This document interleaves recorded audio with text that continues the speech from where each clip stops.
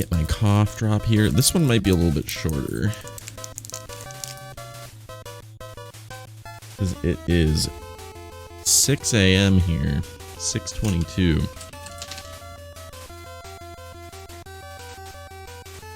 Baze. How are you?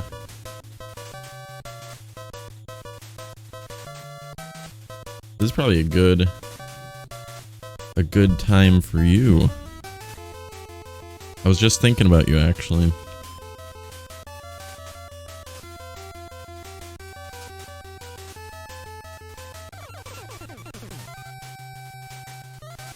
All my stuff is good here.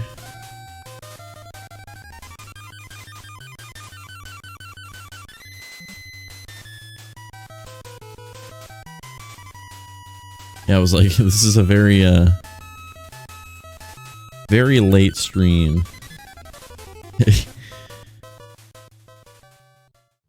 I guess it's early technically. It's 6:30 in the morning, but I woke up. I took a nap and I woke up like 4 hours ago. So I'm not sure I can go too long here, but we'll see how long it takes us to get through this bad boy here. Track and Field 2. This is kind of a bold choice for the third issue here. I know we're a little messed up, but it'll be okay. My only exposure to the first Track and Field was there was a combo cart that had Duck Hunt, Mario, and I think the first Track and Field. And I remember launching it and being like, what the fuck is this? And then I never played it ever again. So that's why I'm like, this is a bit of a bold third issue cover, because like, did anyone care about Track and Field? Captain Nintendo Video Superhero Fiction Feature. Got Blaster Master. All right, get into it here. The same welcome page. Mickey Mousecapade. This is Nintendo Power. This was the official Nintendo magazine here in North America, at least. Classic. This is the 1988 November and December issue. Got Track and Field 2, Mickey Mousecapade, Howard and Nestor comic, of course. Nestor gets to the heart of Simon's quest. Blaster Master, which is a pretty cool game. Role-playing game special. Ultima, Legacy of the Wizard. Then the typical features, Counselor's Corner, classified info. Kind of getting a lowdown on what we're going to see here. We're learning a lot about some games that I've never heard of before. Anticipation, Blades of Steel, Cobra Command, Racket Attack. A lot of NES games that have probably not frequently talked about. All right, let's move on. Track and Field 2. So this is the main cover. How many pages they dedicate to this up? I mean, this is a pretty long feature here. We won't spend too much time on Track and Field 2, but I'm curious what all they have to really say. I like this layout. This is very like 80s graphic design here. Lots of nice artwork around the side. Alright, training mode. So this kind of throws us right into it. Honestly, without the context of like having played the game, it's a bit overwhelming, really. Training mode, Olympic mode, versus mode. And training mode's just warm up. Olympic mode, Konami Airlines jets you to the Olympic Games. And the special 747. Was track and field, this was always Konami, I guess?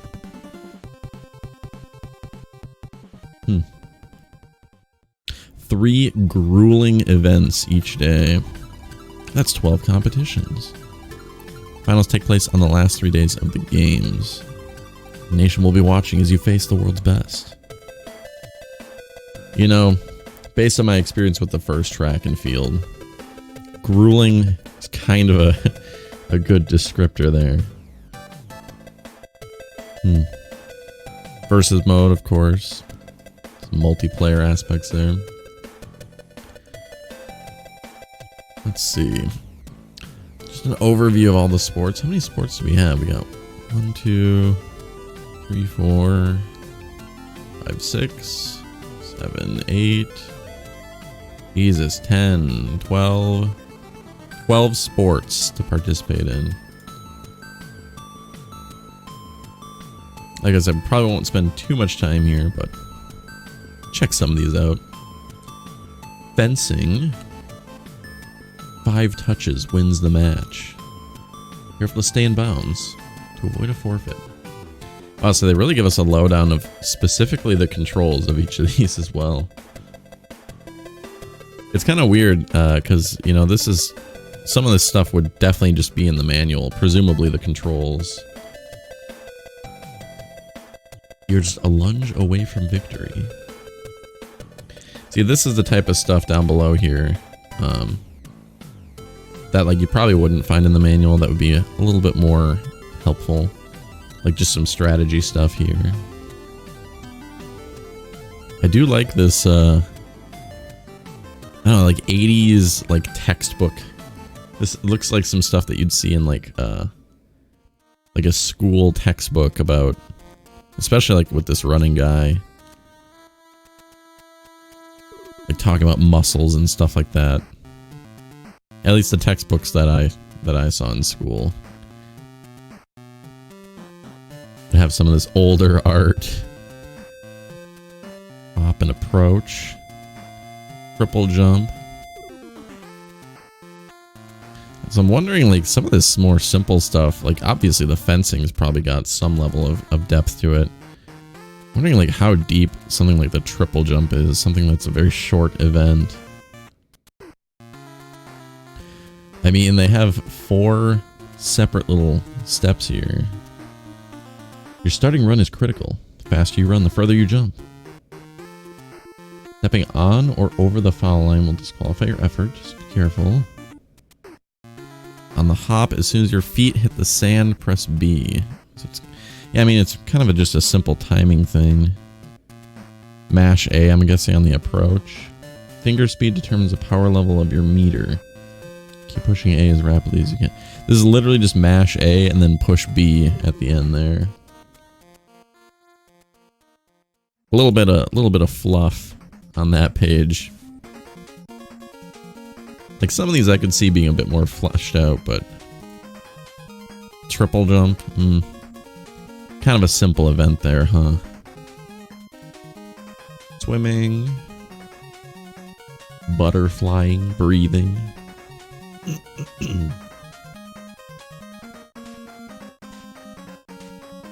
Another mash A to run, or to swim, to run, to go faster, more specifically. Yeah, well, so we have like breathing and swimming, hop and approach, and then high dive. It's like we've got like fucking combos here. Up or down in B, right in B, left in B, hold up. From the board to the pool, you control the dive. Select your dives in midair. Alright, let's see how this works. Select dive stance. Yeah, so this seems like super deep, the high dive. The judges look for a variety as well as style and form. Continue pushing B, right and left to select maneuvers. Wow. Oh, clay pigeon. Duck hunt action. Aim, shoot. throw pigeon. Pretty simple. There's another one that, like, just seeing the controls, I don't think we really need too much of an explanation on, like, how it works. Hammer throw. Counterclockwise spinning on the D-pad. A little bit of a different input method there, rather than just, like, mashing the A button. Alright, so Taekwondo, probably similar to fencing there. The 1v1 with a little bit more variety in the controls. Pole vault. Again, we have that approach. Mash A to approach, and then let go of the pole by pushing B. So this is literally just a long jump. You mash and then you push B with good timing. Wow, we actually have like a map for canoeing. It's kind of interesting. Paddle backward, paddle forward. Left and right. Each tap on B gives you one reverse stroke. Pass through some gates backwards. See, I don't know actually how canoeing works in terms of like, this is saying to go through some gates backwards. I don't really know how that works, honestly. Not familiar with the world of professional canoeing. But I mean, it looks like it's got some dynamic elements there. That could be a fun one. Archery. Aim. Build up power. Is this another mash A? Let's see here. So we have wind. Well, this doesn't even explain. This just talks mostly about the wind here. I'm guessing that's a mash to build up strength. I wonder, maybe it's like a power meter. I don't know. Hurdles, horizontal bar, jump and dash. Hold B to clear the wide pool. Routine is determined by the moves you select. Different moves and techniques appear in the select screen window at the lower left. As you increase power with the A button, choose your move by pushing B. See, this is another one that, like, kind of hard to tell how it plays out unless you see it in motion. I don't know. That's track and field too. I don't know. Like I said, is this one that people were super hyped to see on the cover? I'm not totally convinced. Mickey Mousecapade. Mickey Mouse and Minnie Mouse are now the stars of their very own video game. It's Mickey Mousecapade. Is this the first Mickey game? You and your favorite cartoon heroes can go on a wild adventure. There are many levels. Help Mickey and Minnie find their mystery friend. There's no way this is the first Mickey Mouse game. That's not what this implies. Let's see.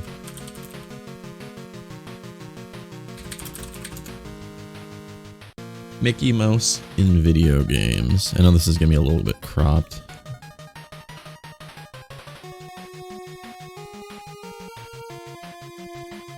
Verb and noun command adventure game. Released by Sierra. Mickey's Space Adventure. So, Mickey Mousecapade was actually the second Mickey Mouse game. But this is Sierra, so this is a PC version. What other versions are there? Let's see.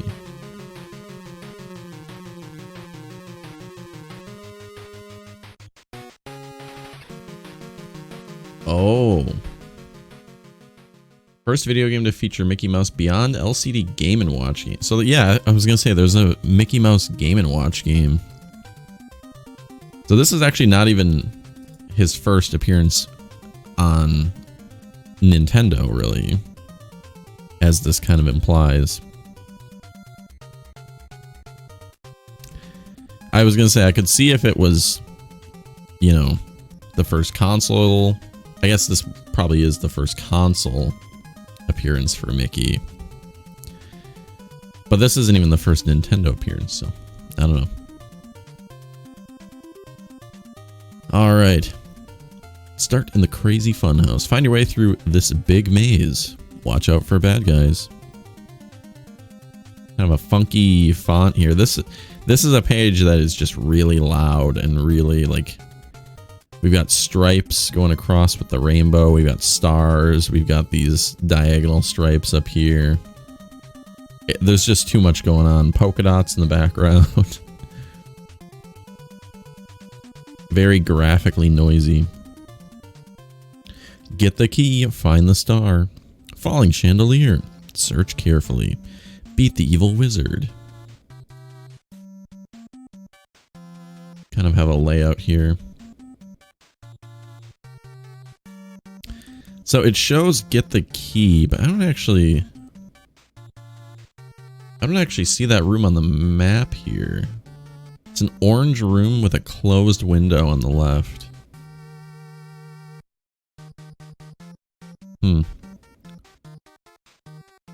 Yeah, that's not... I guess, is this just them laying out the main game concept? This probably isn't necessarily specifically from the first level. God, this is... Ugh. Whoever made this page is just... It doesn't look very good. So many different colors. Again, we've got like the hearts have diagonal stripes. The rainbow's horizontal stripes. We've got stars. Polka dots in the background there. And even this doesn't really give much info. It's just like, be careful. Don't slip. Watch out. Avoid the gator. This is just like very bare bones article here. This guy's tougher than he looks. Haha, you're no match for me. There it is, the last stage. Are there only like 4 levels in this? So far, this issue's not been too great. We had Track and Field 2, and then that really crappy Mickey Mousecapade. I don't know. Howard and Nestor. Ask me anything, I know it all. Okay, Nestor. How do you find the 3rd mansion in Castlevania 2? Bodley Mansion? That's a piece of cake. Reek. I could find it. That blindfolded. I'm just gonna make a prediction here. I haven't read much Howard and Nestor, but every single one is just... Nestor subscribes to Nintendo Power, the comic. Right? Check this out. This is at least some cool art here with the skeletons. We're getting a little bit more fun with the artwork. Wow, this is great, Nestor. Is this all there is to it? Sure. Yeah, sure. Try again. What now? Go back and ask directions from the skeleton? Has to be it. Hi gang, seems like you could use a hand. Looking for Bodley Mansion? Nestor got us lost. I was hoping for something useful like a map to Mars. First you need to find the red crystal. And then, just like at Yuba Lake, we have everything we need. Carrot Head. I'm sorry, I just wanted to warn you. Guess you forgot that you're a real whiz. That's right. I'm number 1. Wow, he actually didn't solve it by subscribing to Nintendo Power. If you need help, just ask. I hope Nestor knows that. Bye, Nestor. Great trick. He got taken by the whirlwind. The infamous, like, crouch by the wall, right? Is that what that is? Blaster Master. Now, this is some art right here. That's good stuff.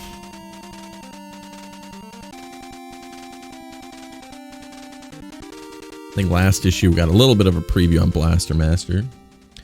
Jason loved his pet frog Fred more than anything. I think we actually got kind of an overview of some of the levels. The levels even.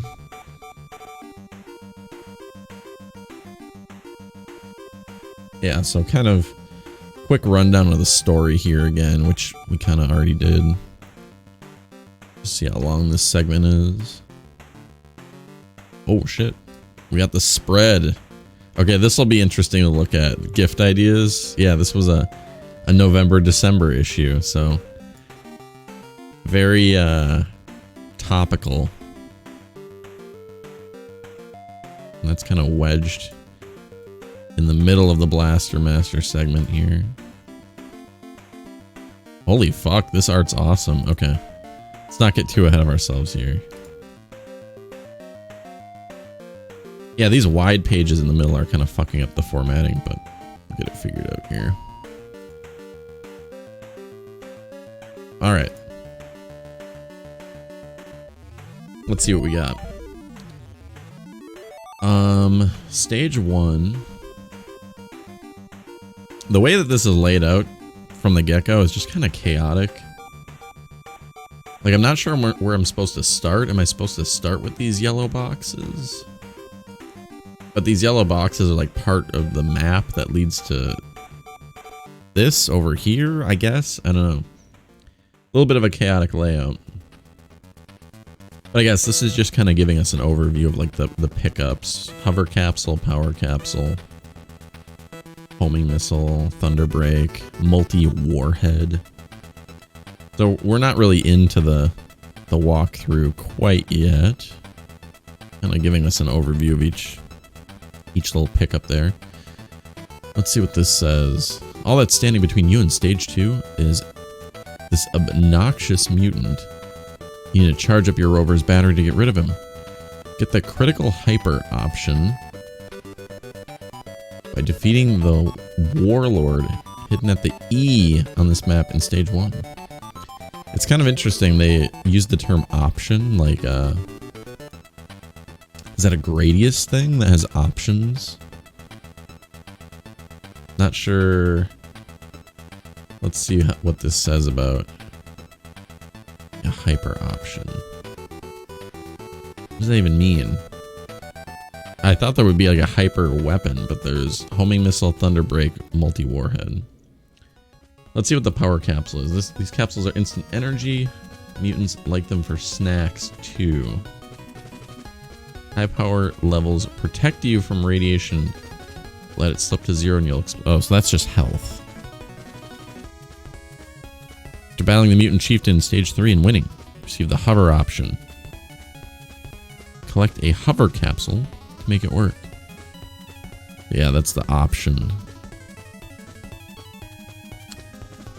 Again, that option term. I'm guessing hyper option, is that just like the hover option's a permanent upgrade? Maybe the hyper option is as well.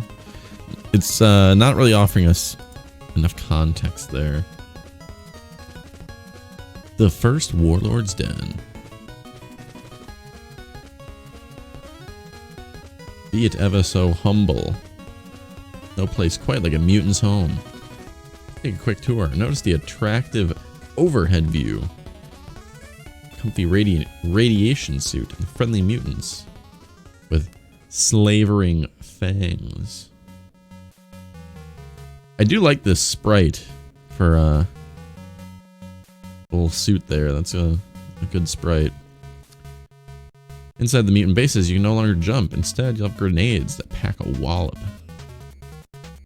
Kind of interesting. So we have a different play style when we're inside the mutant bases there. As the inhabitants are shy and tend to attack strangers out of embarrassment, one should take care. Again, this is kind of like, I'm wondering how much of this is Nintendo Power inserted, like, characterization. Or maybe the manual really does say that they attack out of shyness. Kind of an interesting, bit of a strange way to describe that. Your gun gauge fills up by sections, just like the power indicator. Mutant attacks decrease both gun and power.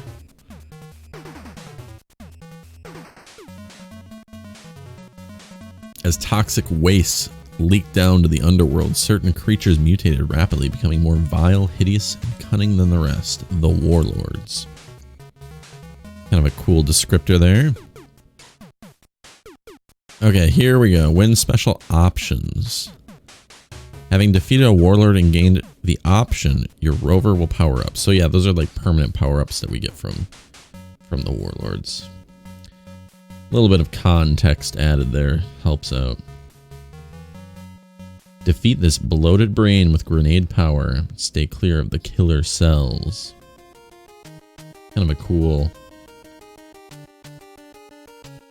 mutant design there.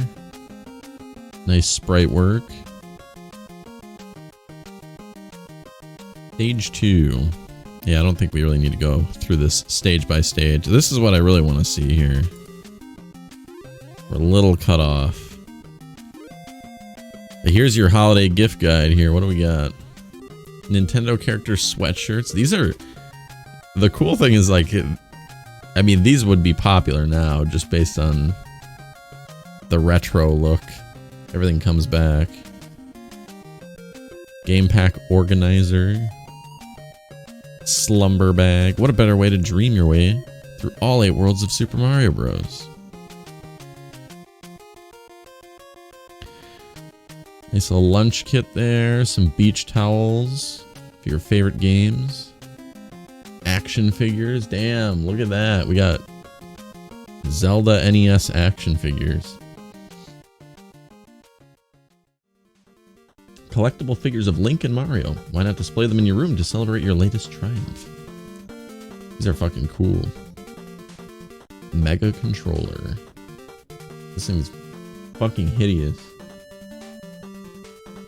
This one remembers your passcodes. You never have to start from scratch. What does that even mean? I see there's like a screen on there. Is that like you can save the passcode on the screen? There's no way it's smart enough to like input it. NES Mega Controller.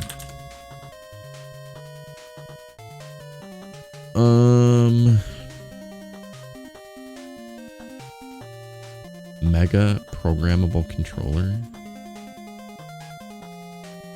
There's no way this is what we're looking for. This is what we're looking for. Huh. Slow-mo. God, look at this. These product photos are a little crusty. 150 bucks. Not much info here. I mean, it's an Amazon listing for like an ancient...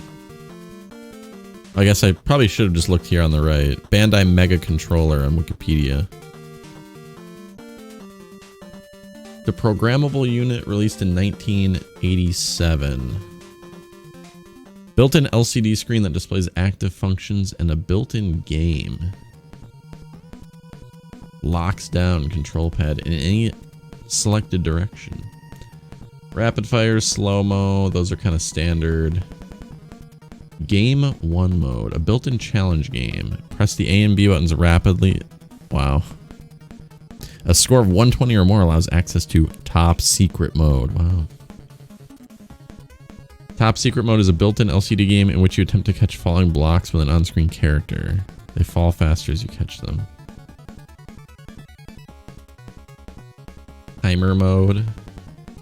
Arsenal. That's the amount of available ammunition. The number of times you're allowed to press each button. So yeah, a lot of these controllers like this were very rudimentary. Like slow-mo mode is, as far as I'm aware on these old controllers, it would just spam the pause button to like pause buffer stuff. So some games like Mega Man would not work because the pause action was not instant. But there's really not much info on this memory mode. I'm assuming it's just the screen, like you can input the password into the screen so that you don't have to write it down. That's my assumption with that.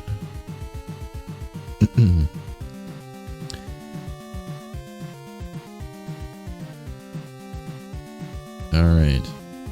Oh, I just realized we had that off screen there because of how my stream is cropped. Nintendo backpacks, suspenders, underwear. Only you know why you're having a powerful day when you're wearing these. very bizarre products. Game pack carrier, baseball caps, remote controller. Cut off on the side here, there's a control deck carrier, not too interesting. Anticipation. Yeah, this was a very popular board game back in the day. I do recall hearing about Anticipation. Athletic wear, pajamas. They put an apostrophe here. I don't think that's supposed to be there. Super Mario bedding. Wow, we got the classic, the Rollin' Rocker. Very nice. Some stickers. Rain Slicker. This Rain Slicker is kind of cool. Brighten up any rainy day with this Super Slicker. And then just shirts, of course. Kind of old Bowser art there. You can barely see it. Yeah, more Blaster Master. So this was definitely just like a fold out thrown in the middle there. Kind of cool guy there. The final stage. There's just one more warlord to defeat. The one who's imprisoned your beloved frog, Fred. To beat him, it's back home again for you and Fred. So get hopping. I don't know if this is an error in the scan, because this is just more of what we were looking at. Here we can see the control deck carrier. Yeah, that's just the same stuff there, so that's a bit strange. Blaster Master, jump. Little photos of some models, looks like. Kind of cool. Alright. We're back in it. Everything's centered. We're good to go. This art kind of goes pretty damn hard, though. Same with this art. Role-playing games. So yeah, this is a time where, I mean, Final Fantasy 1 was definitely out at this time, right? 88? For sure.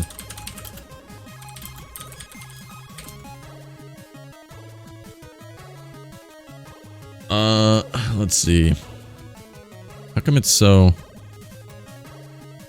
Yeah, developed and published in 1987. So, Final Fantasy 1 had just come out.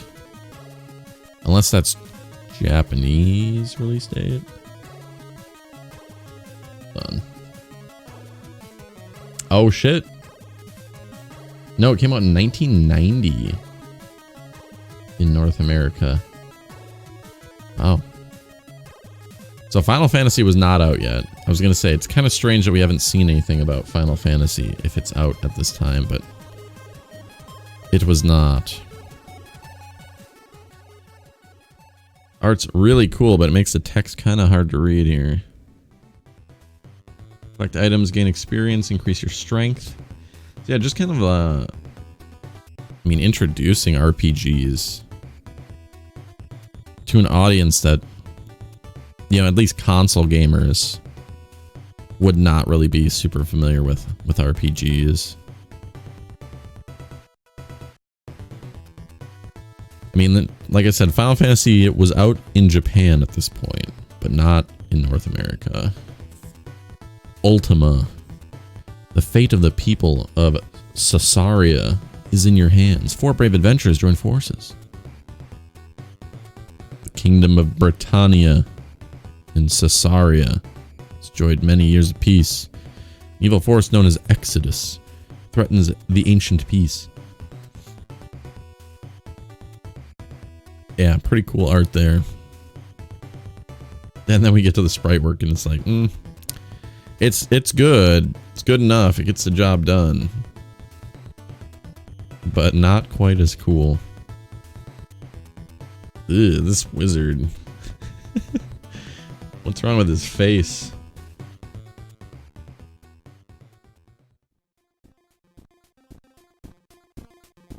The 5 tribes of Sasaria. had to adapt to the harshness of life in the wilderness. Each tribe has acquired special abilities and traits to aid them in their fight for survival. Ah, yes, my favorite 5 tribes of Cesaria. Human, elf, dwarf, bobbit, and fuzzy.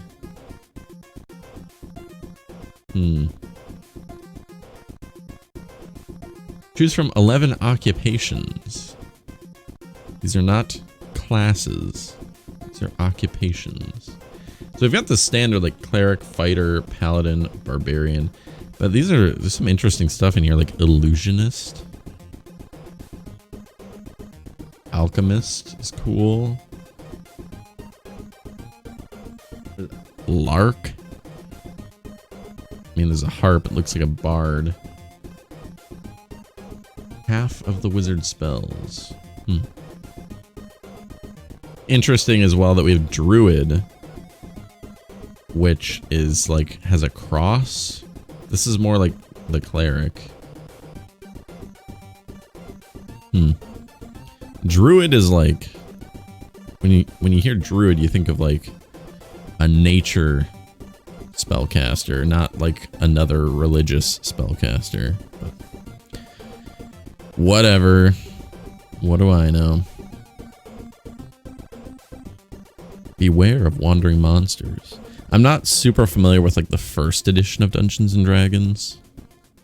So the conventions that exist now, I know there are some differences.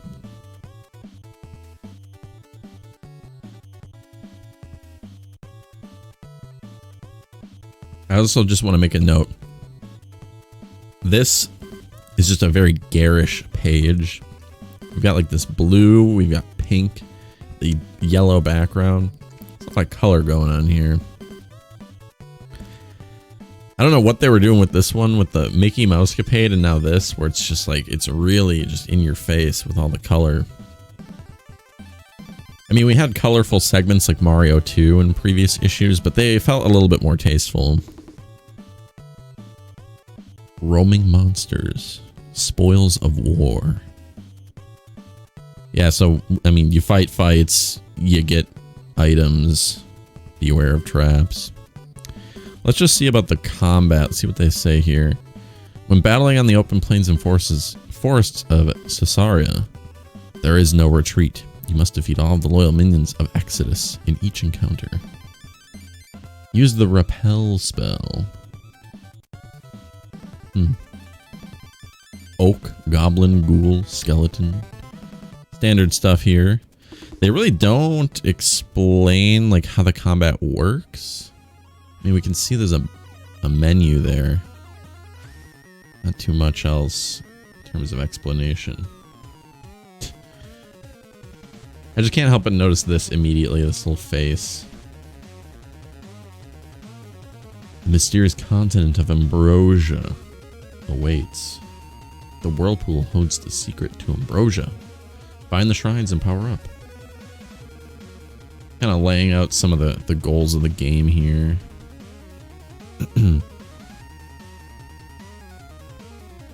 Yeah, kind of interesting. I'm just skimming it a little bit here. Legacy of the Wizard.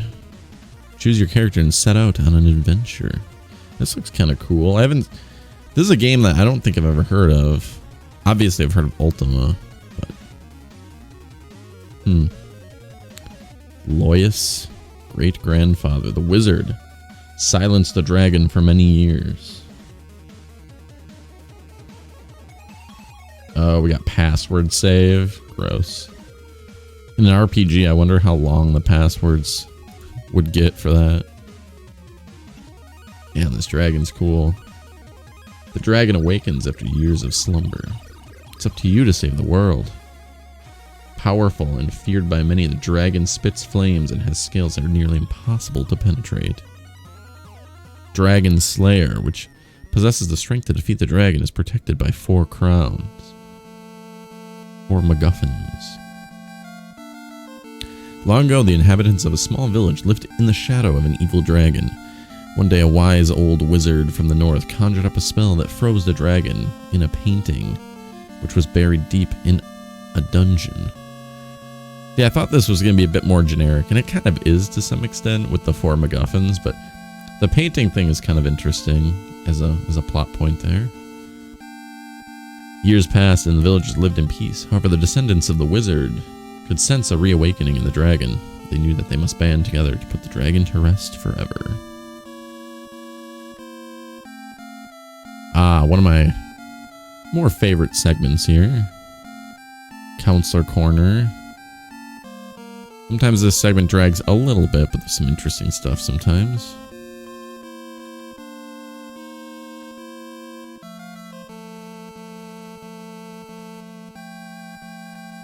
Got Metal Gear. How do I earn stars? Where's card 7? How do I get the rocket launcher and compass? This person just has so many questions. These are probably just a grouping of some of the more common questions I would get about this particular game. On your mission to infiltrate the enemy fortress Heaven, not Outer Heaven, Heaven, and destroy the evil weapon Metal Gear, you will need to increase your rank and obtain some hard-to-get items that are essential to your success. For every 5 prisoners that you rescue, your ranking will increase by 1 star. Be careful though, because you can lose ranking if you confuse the prisoners with enemies. The rocket launcher, compass, and card 7 are in building 2. Yeah, so this is just getting into some specifics that we don't really need to go over, but I don't know, it's just kind of interesting to think of, I mean, I was born in 95, so thinking of a world where people are interested in and playing Metal Gear, where Metal Gear Solid has not come out yet, is, it's a bit interesting to think about. NES specialists have all the answers. I wonder how much, how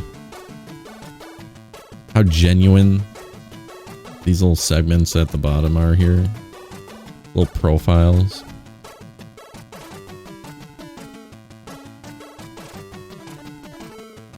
Highest game score, Super Mario Bros. 9, like maxed out score, all 9s. Alright, Jody, I'm a little suspicious here. How high does the counter go?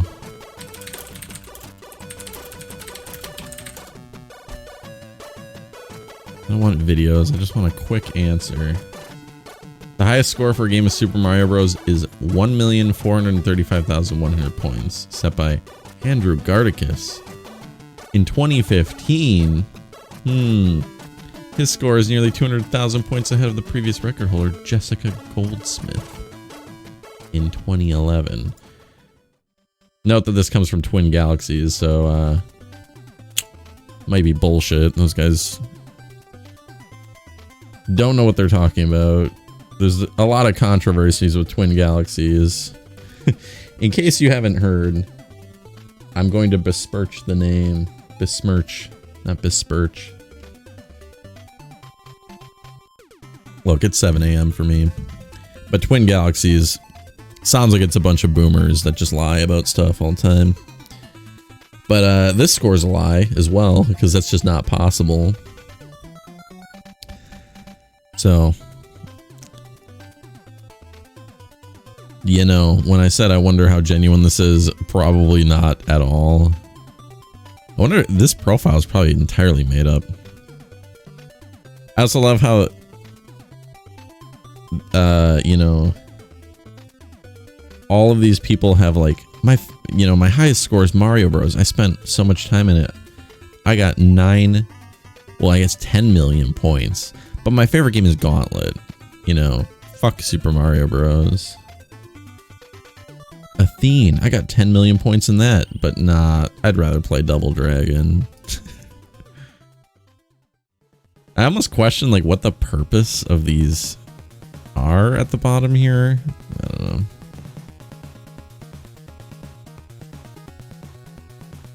Highest game score, Zelda. Finished first and second quest without dying. Clue Land. Oh, this guy's favorite game is Clue Land as well. Jack McLean. What a guy. Alright, whatever. We're done looking at those lies. All these lies. More Metal Gear questions. How do I get through the maze zones? Yeah, that's kind of some nonsense there, huh? There are 2 maze zones within the game. The lower maze leads to building 4, and the upper maze will take you to building 5. Left exit. This is literally just some like Lost Wood shit here. How do I destroy the flying fortress? Rambo. Toss a grenade toward the left enemy to restore your grenade supplies. So yeah, just farm grenades in the fight, I guess. Double Dragon. How do I defeat Willy? Asking for some tips there. How can I use the more advanced fighting techniques to increase your technical level so that you have the ability for advanced moves? You must gain hearts. Every 1,000 experience will earn you a heart, up to a max of 7. That's how you get the other moves, looks like. Cool. Gauntlet. Are they just featuring everyone's favorite games? No. See, again, this guy. What is this? Garen Galloway? Highest game score. Finished both quests in Zelda, but he's like, I prefer Castlevania 2 over Zelda. Oh, The Adventure of Link. What a Chad. Okay. We're going to stop looking at those. Gauntlet. How do I get the clues in the clue rooms? Find out the combination from Morak, the evil one. In your quest to retrieve the sacred orb, let's find the combination. The vault of Morak, the evil one. So how do we do it? In each clue room, you can receive one part of the combination by finding the question mark and entering the room before time has expired. Not too interesting. Oh, I think the Counselor's Corner. I think I preferred classified information over Counselor's Corner. It's kind of I don't know, strange that they put these 2 segments right next to each other. I feel like they could put one earlier in the magazine and one later and have a bit more balance. Because these are ultimately both just kind of like advice type columns. How do I continue? Passwords. Gross. Let's see what we got here. Here's a strategy first shown in the official Nintendo Player's Guide, back by popular demand. Rapid fire. Yeah, these are just techniques. I think there are some cheat codes in here we can see. Start with full options. So yeah, it is Gradius that's got that term of option. I don't think I've ever heard of that outside of Gradius, actually. Sorry for bumping the mic there. Hopefully that wasn't too loud. Here's a code you can use to supercharge your Warp Rattler with options, barriers, and missiles from the very beginning. Got the cheat code there. So what is this? Hold down the A button to fire at super speed. Is this like... On your mission to destroy the beastly biocomputer, you'll often encounter a great number of enemies. Fast firing weapon, you can defeat them with ease. You've uncovered a technique that will add extra firing speed. So is this an actual technique or is this just hold A? Let's see. Destroy enemies and gain power capsules. Collect 6 and the indicator will show a question mark. Take a 7th when the 4th digit on the right of your score is 0. Wow, so that is a way to get more fire speed, I guess. Interesting. Get 10,000 point super bonus. Still kind of talking about points. It was definitely the age of points kind of fading a little bit. We still had, you know, a lot of arcade style games.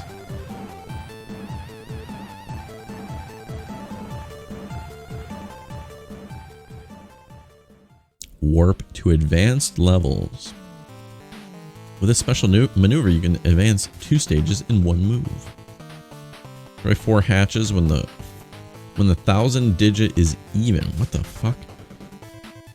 There's a lot of really obscure shit.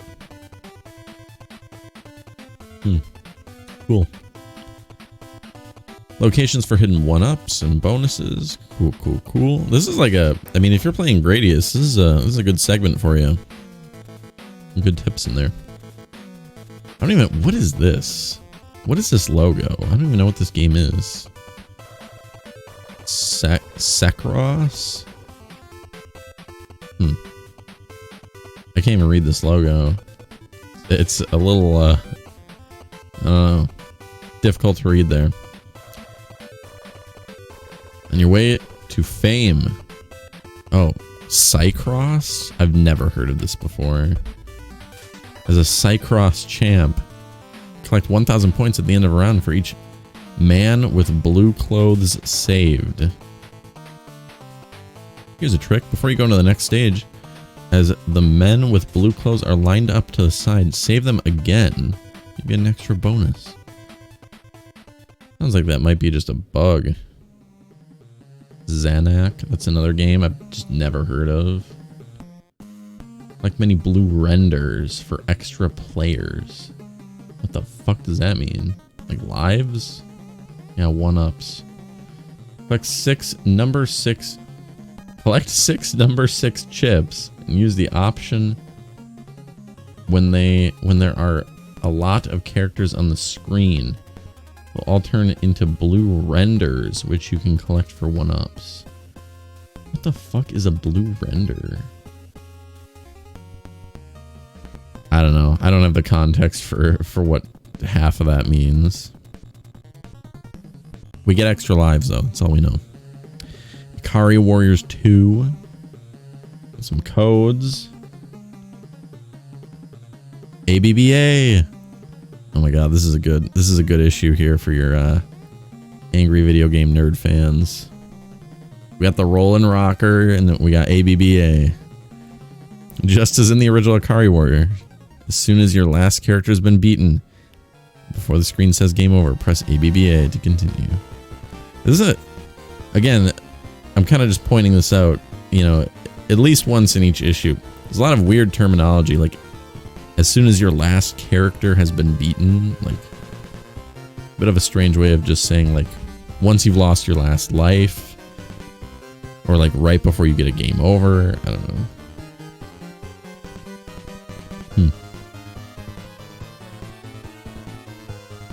Oh, here we go. Super Mario Bros. Explore the mysterious Minus world.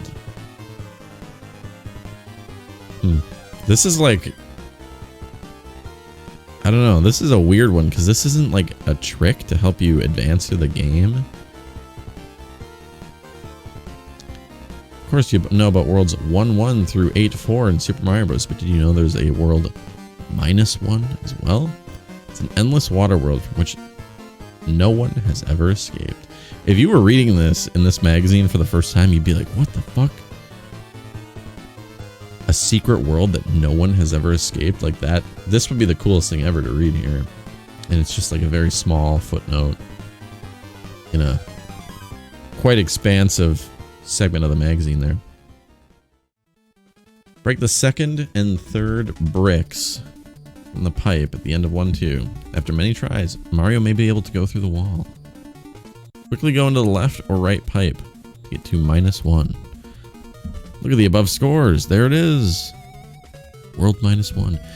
They don't mention the crouch jump here, which I'm not sure if that's a vital part of the glitch or if it's just makes it easier. But I always read it as you need to crouch and jump into the wall.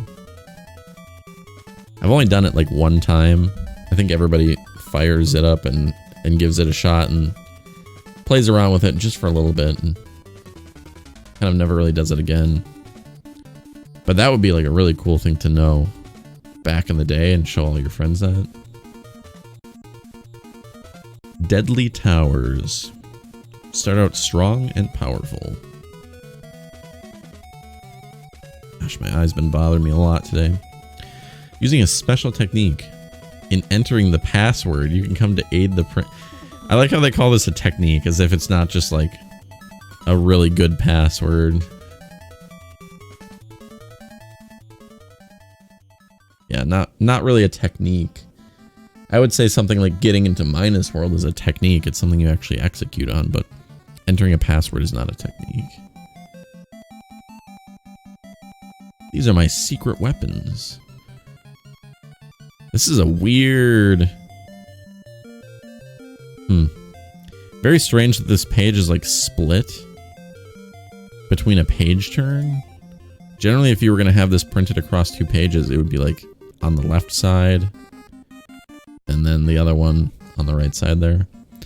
So this is very weird to have this title. And even the text below, I didn't realize that. You can see the NES Advantage and the NES Max can give you the power players edge over your friends.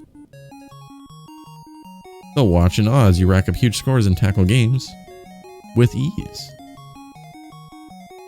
I'm actually wondering if this might be a problem with the scan, because earlier we had that gift guide segment, which I think threw some stuff off. So this layout actually probably is proper in the actual magazine. And I think it's a scan problem, actually. The NES Advantage. Rapid fire with turbo. We got slow, which I think is just spamming pause. Experience the excitement of the arcade in your own home. Handling and feel of a joystick can make a big difference in a lot of games. That's something I never personally understood is, are there a lot of people that would prefer a joystick for something like an NES game? I'm not sure. I can't imagine that feeling too much better. I don't know. Maybe the NES Advantage has like a really nice joystick. I don't know. I grew up with NES and Super Nintendo primarily, so I could see if your primary way of playing games was in the arcade and then you just bought an NES and you're like, wow, you know, I want to use the stick because that's what I'm used to. I could see that. Use turbo in Star Force. Hold out against armies of enemies. Oops, maybe that wasn't such a good idea. Oh, this is after trying it without turbo. Get fucking exploded. Set the turbo button, now blast away. You made it no sweat. It said turbo will make you better.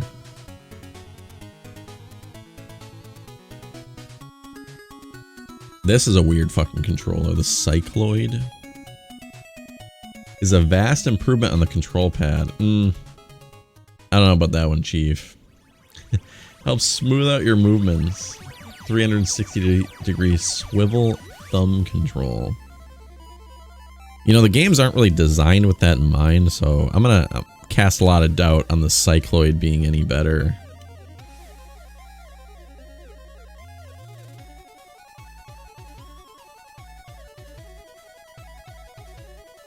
Big news, remote controller. Wow. Claim remote controller. Look, ma, no wires. Play with the freedom of a remote control from anywhere in the room. So this probably worked like a television remote with like IR. I think the big thing with the Wavebird is that it used like a radio signal that you didn't have to like point it. This you'd have to hold your controller and point it at this receiver probably. Here's a list of games where using each special feature of the NES Advantage and NES Max will come in handy. Dude, okay, hold on. I don't want to get ahead of myself, so let's take a moment here. Joystick, Wizards, and Warriors. The joystick frees you to concentrate on strategy. How does that... I don't know about that one, man. Frees you to concentrate? Okay. Metroid, they want you to use the joystick. I can see it. Metroid for the slow-mo, I guess. Turbo and Blaster Master, sure. This is where I was like, what the fuck? Cycloid? You want to use Cycloid with Super Mario Bros? Like, ice hockey is kind of top down, so I could kind of see that, I guess. But Super Mario Bros, what the fuck? No, why would you use the Cycloid with that? That makes no sense. We got Anticipation. Board game. Adapted to NES. I'm gonna be real. I got no interest in Anticipation here. Yeah, there's a lot of fucking reading going on here. I'm just not interested. Blades of Steel. This one's got it all.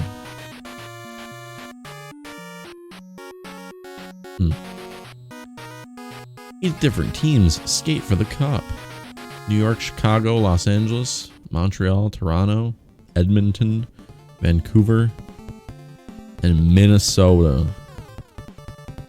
Like, these are all cities, but then we got the state of Minnesota. Or is Vancouver, is that a Canadian territory? No, that's a city, right? I don't know. I don't know my Canadian geography very well, I'm sorry. Priding themselves on their skating and accurate shooting ability, this team is tough to outscore. Got the Minnesota. One player. Yeah, this must be a mess up with the scan, because there's no way they would fuck this up this many times. You can choose your opponent in exhibition mode. One player. Build up a lead. Always press the attack. Man, the 2-player mode segment is very, very small down here. Even when playing with friends, the spirit of the game demands that you don't hold back. Oh shit. We got fights on the ice? Yeah, let's see this. Fights break out when the play gets rough. Sometimes you just have to get in there and fight back. Stay on top of things and you'll send the goon into the penalty box for some pine time. I'm not a hockey guy, but I don't know, the fighting aspect of it just seems very archaic. But it's a big part of the game from my understanding.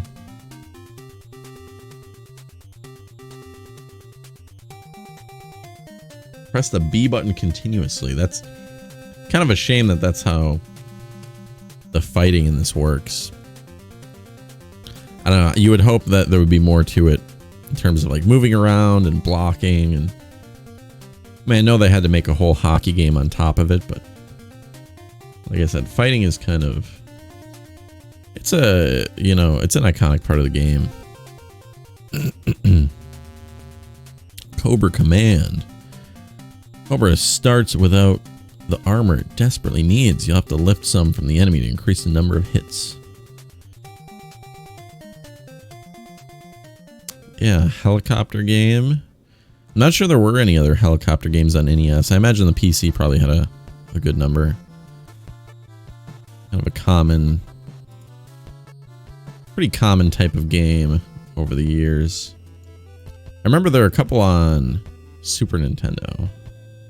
Desert Strike, one I remember playing a bit, which apparently people quite like that game, actually. I remember liking it as a kid, but I remember not getting very far because I had a lot of trouble with it.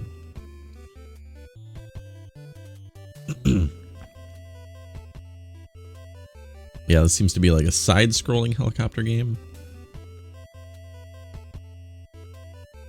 Kind of interesting that it looks like you go through a bunch of different locales here. Like, is this underground? Does our helicopter go underground? I don't know. When I hear a helicopter game, I just kind of imagine a top-down, like, scrolling shooter. Kind of an interesting bit of a different gameplay there from what I expect. Racket. Man, this is like the sports issue here. This is really not interesting me too much. And it's kind of strange to me as well that we have like hockey when there's already ice hockey. We've got racket. Tennis is already on the platform. I guess these kind of expand it. Like we can see that there's players with like portraits and all that. And I'm pretty sure none of that's in tennis, but I mean, tennis is a solid game from my understanding. Like the original. Oh, it's racket attack. Yeah. Not terribly interested in too many more sports games here.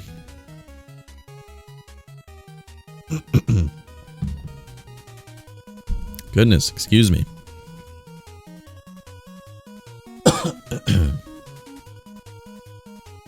All right. Video shorts. Variety is the word for video shorts. For intrigue, there's a spy mission. I don't remember what this segment's all about. Video shorts. These upcoming games, I guess? Why is it called video shorts? We have an opening for a kid with bicycling skills to deliver papers. Also, a few surprises for you sports fans. Gotta love that sports ball. One quick-paced quest concerning some bubble-blowing dinosaurs. We got Bubble Bobble. What a great game. Bub and Bob being Bub and Bob being Brontosaurus buddies blow big bubbles at bad beasties belonging to bug-eyed Baron von Blubba. That's pretty good. Pretty good reading there, huh? The bubbles blast the beasties to bits, and the beasties become treasures, and the boys... Are they both boys? I guess I just thought that one of them was a girl. I don't know why. The boys advance to the next stage. 13 stages in a 2-quest adventure as Bub and Bob bravely battle to free their pals who were captured by the Bitter Baron. If Bub and Bob capture all the bubbles that contain the letters to the word extend, they will advance automatically to the next round. Password feature allows you to continue or stage select your favorite level. Hint, stage 99 contains a secret to completing each quest. I don't know what this last line means. Stage 99 contains a secret to completing each quest. Again, lacking some context there. Be your own boss. Help wanted. Student for a paper route before school. Must be industrious, have a great throwing arm, and have great bike riding record. Must deliver newspapers to proper houses or we lose subscriptions. Your job entails placing a paper on a porch or in a mailbox to keep subscribers happy. We will supply a bicycle. You keep it in good working order. Must avoid accidents with cars, fences, and skateboard punks. Only those not afraid of hazards need apply. You'll face such deadly obstacles as trash cans, manholes, grates, lawnmowers, tricycles, and weather, tornadoes, and the Grim Reaper. Must be able to maneuver around workmen, annoying little dogs, and irritating breakdancers. Contacting non-subscribers is a plus. If you think you meet the qualifications above, go to your nearest NES and become one of the few. One of the proud, be a Paperboy. I can't remember if Paperboy... I thought that... Was Paperboy in arcades at any point before this? I feel like that's a format that could work in arcades. Damn, this is really the AVGN issue here. We got Ghostbusters. Let's see what it has to say about Ghostbusters. Hyping this one up, huh? Here's a business opportunity with lots of spirit. Make that spirits. Now you can own Ghostbusters franchise. Diverted disaster of ghoulish proportions. The bank will back you with $10,000 with which to purchase paranormal paraphernalia.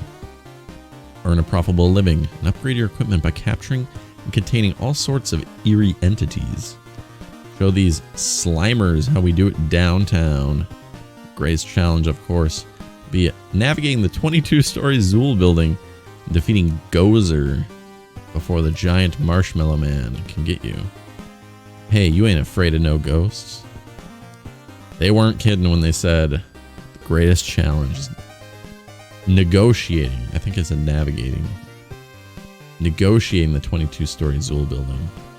Avoid the ghost in the Zool building stairwell. Their touch is deadly. Friendly Stay Puft Marshmallow. Stay Puff. I thought it was Stay Puffed. Marshmallow Man. Meet your foe, Gozer. She's the Major Time Slimer. Got Tecmo Baseball. Tecmo was coming out with all sorts of sports stuff. At least Tecmo Bowl is a pretty dank game. That's some sports ball we can get behind. We're not going to read all of these. Hey boy, 2 hot dogs over here. Whack, kill the What the fuck? Alright. Yeah, it's baseball. Is Tecmo Baseball as well beloved? I don't know that I hear too much about it. Well, obviously like Tecmo Bowl though. Challenge Pebble Beach from Bandai. The fuck is this? Oh, is this golf? Pebble Beach? Yeah. One of the greatest golf courses of all. God, there's a lot of sports in this. Dr. Jin Chaos. Dr. Chaos. A research scientist has been experimenting with space-time continuum, trying to create warp zones. His brother Michael has not heard from him in several months and has become worried. So what kind of game is this? Mansion is large and confusing with many warp zones. Best to make a map. Guide Michael through the perilous task of defeating the warp zone monsters and finding his brother. Not familiar with that. Yeah, we got a lot of big name games in here. So I'm still confused. I remember we read about what the video shorts was in the very first issue, but now we have Pack Watch, which is like upcoming stuff. So I'm like,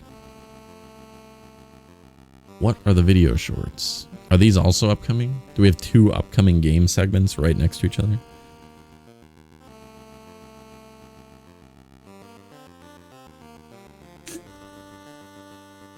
Got Platoon, the video game based on the Oscar-winning movie from Sunsoft. Take all you've got just to survive with your sanity intact. There's 4 stages to complete in the Asian jungle. Stage 1, your platoon must find explosives and locate and blow up a strategically placed bridge. Vital to the enemy's success. Mylon's Secret Castle. Very cute little sprite, nice hat.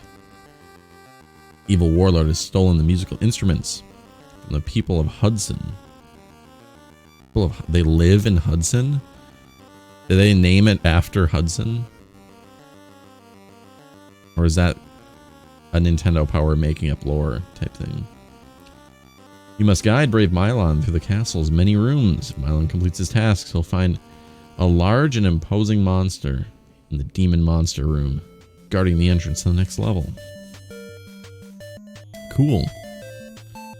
Pack Watch. Here we go. We got tons of football games. Holy shit. NFL football, John Elway's quarterback, touchdown fever. God damn.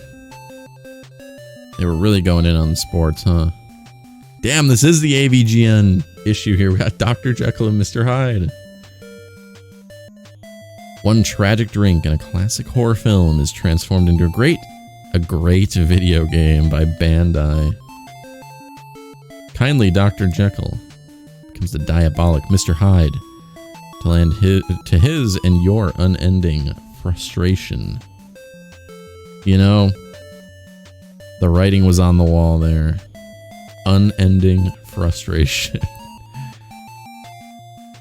We got WrestleMania, California Games, Skate or Die, Operation Wolf, Power Pad, Hollywood Squares. Yeah, I really want Hollywood fucking Squares on NES. Sounds riveting. Read about the Power Pad. Oh no, what I was thinking of is World Class Track Meet. That's what I would launch on NES and be like, I can't even fucking play this with a Power Pad. Can you play it with just the buttons? Probably can. It's not track and field. We were thinking of World Class Track Meet. We've corrected ourselves. But even still, are people like all hyped about track and field too? I don't know. We're keeping players on their toes and giving them a real workout with the new Power Set by Nintendo. We'll have updates on purchasing the Power Pad separately to become available. Dance aerobics.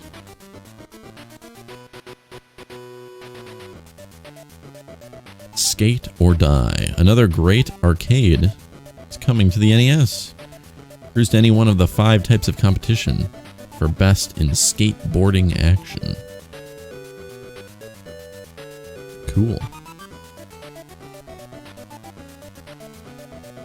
Yeah, what is this? Captain Nintendo. Let's hold off just for 1 sec here. Spy versus Spy. The pages of Mad magazines, everyone's favorite pointy-nosed secret agents are scheming to outwit each other. One ploy after another.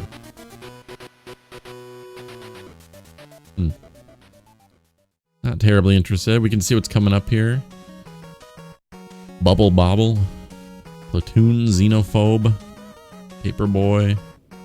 Friday the 13th is coming. Zelda 2. Very limited quantities in December. Damn, we go all the way out to February. RoboCop, California Games. Even further out, looks like. All these other games here.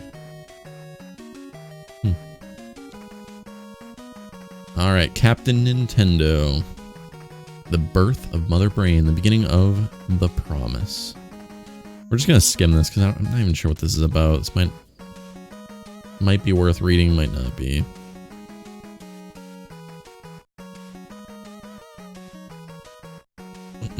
Excuse me. One of those sorts of can't make up its mind if it wants to be gray or sunny kind of days. A day typical for Redmond, Washington, home of the headquarters for Nintendo of America, Inc. Gosh, got hiccups, excuse me.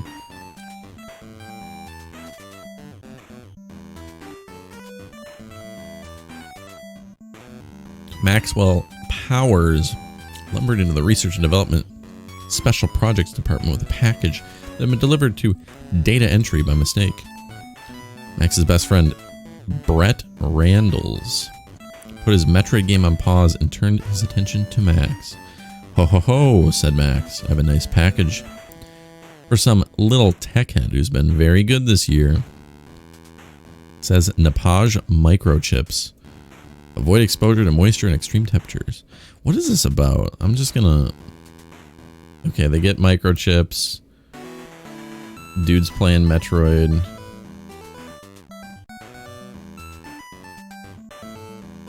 What? Would you like to go out? What the fuck is happening here? The chips. Oh, is this just like a fiction story that they just decided to write? Yeah. The microchips explode and he becomes Captain Nintendo. Alright. Not gonna lie. Don't really care. Win, win, win. Giant holiday giveaway. 600 winners.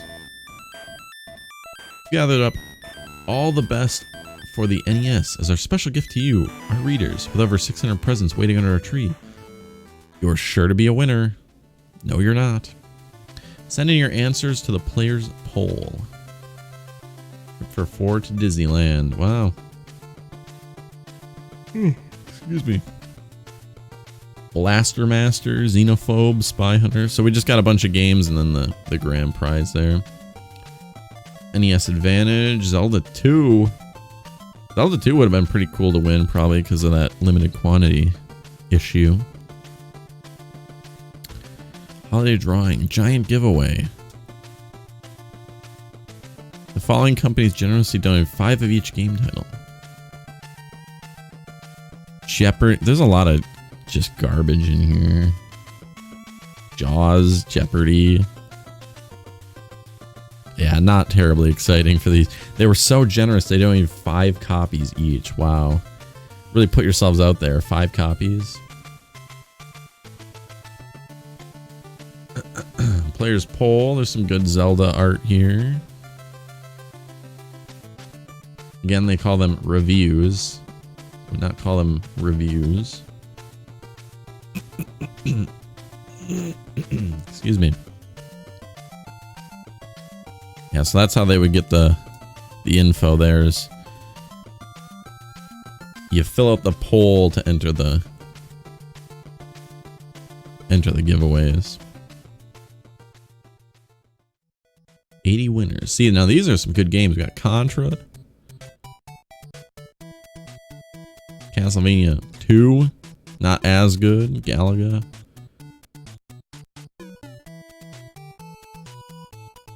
Amazing Greats, NES Journal. Imagine for a minute what it must have felt like from Mario or Samus's perspective, trying to navigate those mazes of pipes or futuristic corridors. You might get an even better understanding if you venture out to Woo's, the 12-acre amusement park located in Vacaville, California, whose main attraction is the opportunity to navigate through 3 life-size mazes of varying difficulty levels. Cover an entire acre, about 40,000 square feet. You generally navigate the maze in 1 to 2 hours. So is this... Let's see. Take a break from the labyrinth to power up at family style restaurant. Does this have anything to do with the actual games? I think this is just like video game adjacent, because they're like talking about a monster. Whoa.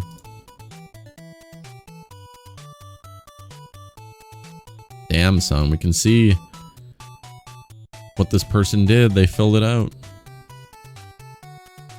Yeah, kind of a weird little fluff piece here about this maze thing. Has very little to do with actual Nintendo. Baseball Fever. 36 dedicated NES Power players recently shook the dust from their mitts. Stepped up to the plate for the first annual RBI Baseball video game tournament at the Nintendo Entertainment Center in Lakewood, California. Sponsored by Young Jump magazine from Japan and Tengen.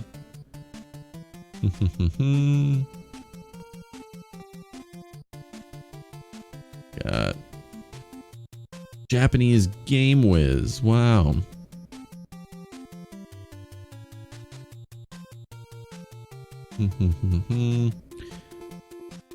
The winner, let's see. Don and Doug, a member of the U.S. national team, finally taking top honors in the tournament by beating the winner of the Lakewood tournament, Mark Klug, by a score of 6-2. Winners Mark and Yasuhisa. Cool. Test yourself and your friends to see who ranks as a safe and sane power player, a video rookie, or a game-crazed couch crusader. How much time do you spend playing video games? Let's see what this person ranked. A couple hours a week. Jay Leno, Gleeok, or Howard Phillip. What the fuck is this? I admire Gleeok the most. It's my favorite Zelda enemy. Right? Isn't that what that is? Gleeok. You think your homework is more important than defeating Metroid, but less exciting? I always like this. Like, I guess they could be talking about defeating the entities known as Metroids. But I think they tend to say, like, defeating the game. Like, when you save the princess in Super Mario Bros., you've defeated Mario. Like Super Mario Bros. You've defeated the game. An evil plot to keep you away from beating the mother brain.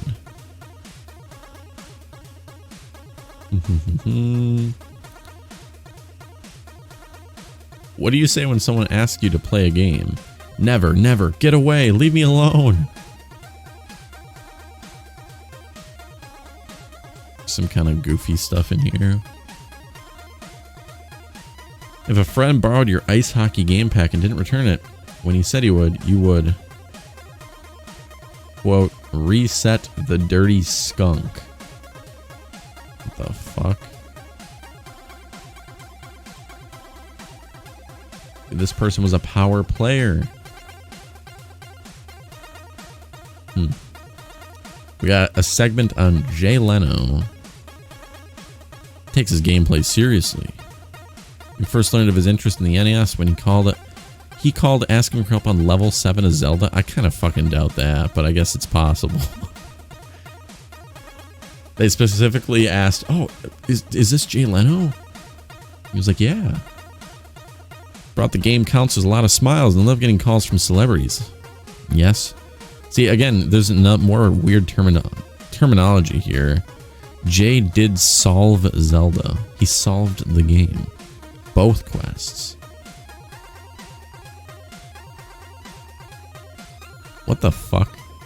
Comedian Jay Leno, Tonight Show guest host and Doritos commercial star? Was this like a big thing that I missed? Is there some very famous Jay Leno Doritos commercial that it's worth mentioning here? Maybe.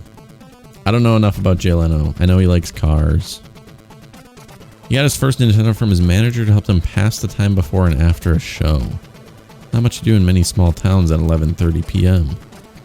after that second show. So I'd bring a Nintendo game with me on the road and play till 3 or 4 in the morning and then crash out.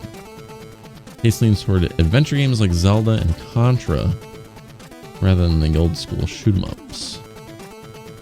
Right now Jay's working on Kid Icarus and Akari Warriors. Damn, this is if this is legit, that's pretty cool.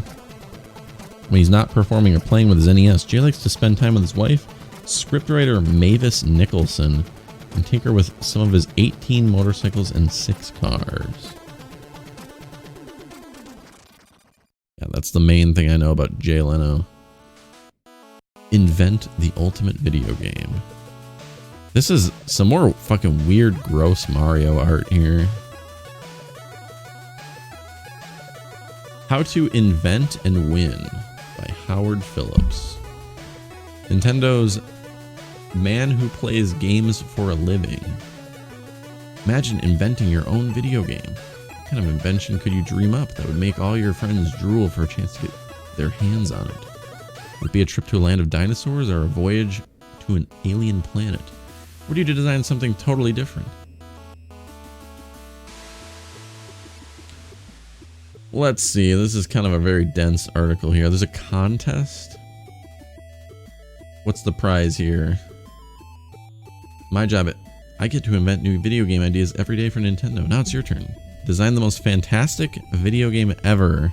Entered in the Invent the Ultimate Video Game competition, sponsored by Nintendo. You don't actually have to make a video game. Although you can if you want. Yeah, imagine that in 1988. Being like, I'm just going to make a game. Let's just do it. You can write an essay, create a model, draw or paint a picture, blah, blah, blah. You're going to select the top 10 ideas who will travel with a parent or guardian to Washington, D.C. for the finals. Winners will compete to win Nintendo products, bonds worth up to $3,000, which can be used for your college education, Nintendo themed party for you and your classmates, and more. Let me give a few winning tips. First and foremost, video games should be fun. Design should be really different both in concept and presentation. Finally, make sure that what you invent has a long-lasting play value. I probably haven't told you anything you didn't already know about what makes a video game good, but that's just it. You too have the knowledge and creativity to invent.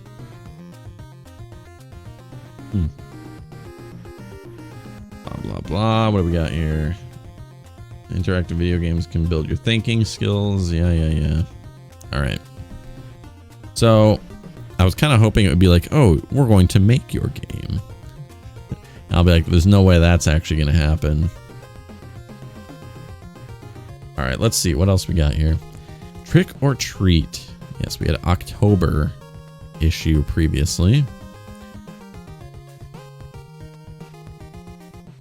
Past, I've found some very interesting tricks, not on a game, but tricks to get your parents into letting you play the NES more often.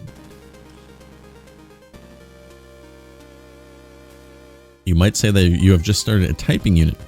To get your fingers nimble, you have to push some buttons. You might say that playing the NES helps hand-eye coordination. No need to resort to trickery, Keenan. Experts have confirmed that playing NES does, in fact, help improve hand-eye coordination and build self-esteem. Of course, moderation in everything, including playing the NES.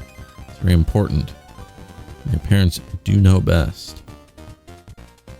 Received my official Nintendo Player's Guide almost 2 months ago. Helped a lot with most of my Nintendo games. I was wondering if you're making an official Nintendo Player's Guide too with all the new games. Yeah, that was what was advertised in the previous ones. There's like a general Nintendo Player's Guide, not game specific. Kind of covered Nintendo games. So far, we don't have any plans for a second Player's Guide, Eric. With over 100 pages of Nintendo Power every 2 months, including reviews of the latest, greatest new games. You should have plenty of tips to keep you going. How do you find out about these tips for Super Mario Bros? Do you get them from other members or do you get them from yourselves? From a number of sources, game-playing experts in the US and Japan are hard at work thinking up new hints and strategies. There's also How to Win at Super Mario Bros, which you can purchase for $4.95. Wondering who created Mario. All I really know about him is that he gets a lot of exercise. Not too many people get to fight off Koopas with their brother, or referee fights making fair calls on Little Mac. After all that work, he finds time to play a round of golf. Now that's amazing. I'd really like to meet him someday so he can tell me how he does it all and finds time for relaxing. Why do we start talking about who created Mario and then he's like, I want to meet Mario. Mario is a product of the active imagination of Dr. Miyamoto, who had our parent company in Japan, had a hand in creating Donkey Kong, Super Mario Bros., Legend of Zelda, and other Nintendo classics. In creating the characters, Dr. Miyamoto asks us here at Redmond, Washington office for appropriate character names. When Donkey Kong, Mario's first game, was being designed, our landlord at the time bore a striking resemblance to the character. The landlord's name was Mario. Check your insider calendar, and you'll see that Mario's birthday is October 11th. I wonder if that's still canon. Hi, my brothers, my boyfriend, and I would like to thank you for creating ice hockey. Living room in our house has never been so crowded. God, this is a long fucking... We're waiting impatiently for Blades of Steel. Cool. They said, call us if you want to buy more games. Here's how to solve adventure games. Adventure games like Legend of Zelda and Rygar are really fun to play, but only very good adventurers will be able to easily solve them. Make a map, have patience, play often, don't give up, take advantage of secrets. Cool. Thank you for writing this very long letter. Does also call this hotline. Spend your parents' money. That's the best way to win the game. NES Achievers, where you go to put in your awesome scores. Oh yeah, here's the spotlight for power players. Say, I'm 13. I'm a power player. Yeah, the back end of this magazine kind of has some not as exciting segments here. Good old Ron Smolik, age 15. How old is Ron now? This was 88. So in 90, he'd be 17. Dude's 49 now. Is that how that comes out? Here are the hottest picks in America today. Let's see what we got. Damn, Metal Gear at 3. People be loving Metal Gear.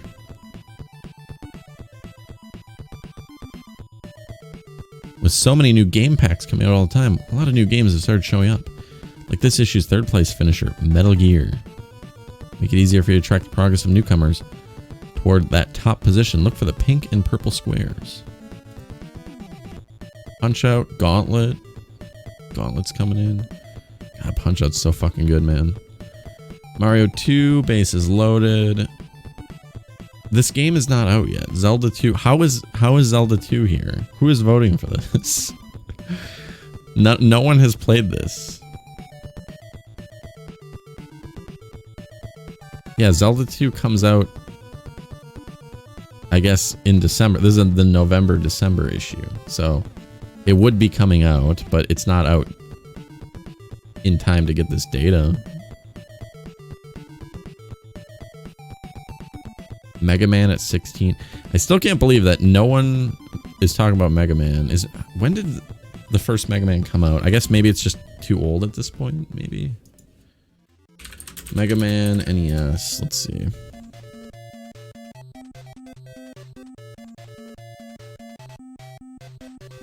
What year did you come out?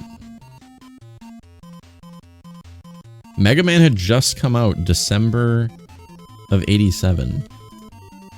So like less than a year old at that point. People are already like, I'd rather talk about fucking what else is on here that above Mega Man that's kind of crazy. I guess most of this stuff is pretty good.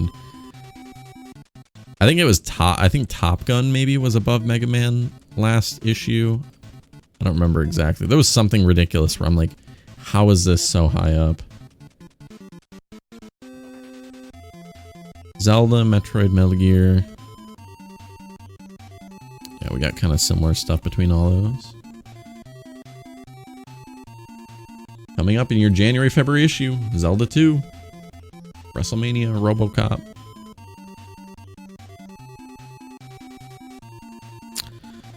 Do we have Zelda 2 on the cover of the next issue? Can't wait to see that. Been a great deal of excitement here at Nintendo as we've been preparing for the holidays. There's lots of new games and products coming out. Not to mention the Nintendo Power Holiday issue you hold in your hands. There's been even more activity here than usual. Kind of weird that this is like a holiday issue when there was like one small holiday segment and that was kind of it. Particularly excited about our Invent the Ultimate Video Game contest. I don't think there's gonna be too many good ideas in that contest. Kids generally tend to be like, what if it was Mario, but like you could fly around the world and he had a gun? Be like, what? Give the gift of power. Cool. Probably my least favorite issue so far, unfortunately. A lot of sports. I mean, fucking track and field is on the cover here. Yeah, that was on me getting track and field mixed up with a world-class track meet. Alright, let's just see what the cover of the next one is here. Oh shit.